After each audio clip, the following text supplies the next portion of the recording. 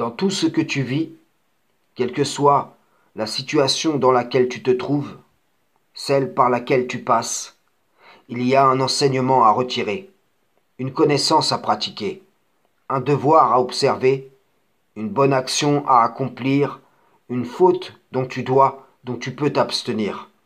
Et selon la manière dont tu vas appréhender l'administration divine, il sera mis à ta portée la possibilité d'ajouter un fil à la tunique de ta piété, de sorte que tu puisses, Inch'Allah, un peu plus, un peu mieux, couvrir ta nudité. L'homme tire de bonnes choses du bon trésor de son cœur, et le méchant tire de mauvaises choses de son mauvais trésor, car c'est de l'abondance du cœur que la bouche parle. Allah renvoie à chacun selon les voies de son cœur, et il pardonne beaucoup.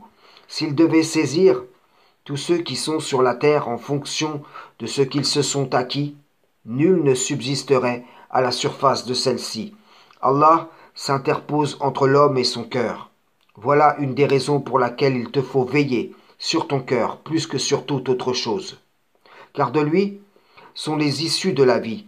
C'est du cœur que viennent les mauvaises pensées, les meurtres, les adultères, les impudicités, les vols, les faux témoignages, les calomnies.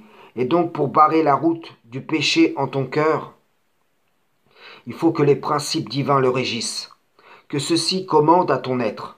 Là se trouve dans l'application la preuve de ta soumission exclusive au Tout-Puissant. Prenons un exemple.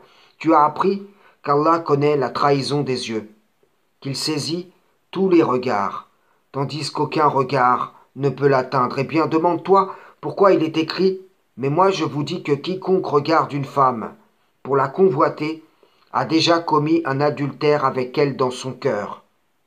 Si ton œil droit entraîne ta chute, arrache-le et jette-le loin de toi, car mieux vaut pour toi perdre un de tes membres que d'avoir ton corps entier jeté dans la géhenne.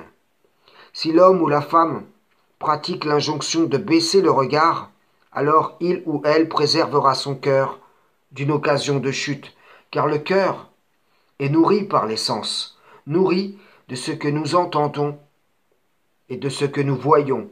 Rappelons-nous que nous ne pourrons nous cacher, au point que ni nos yeux, ni nos cœurs ne puissent témoigner.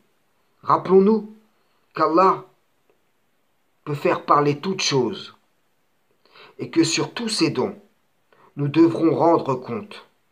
Allah ne commet ni erreur ni oubli.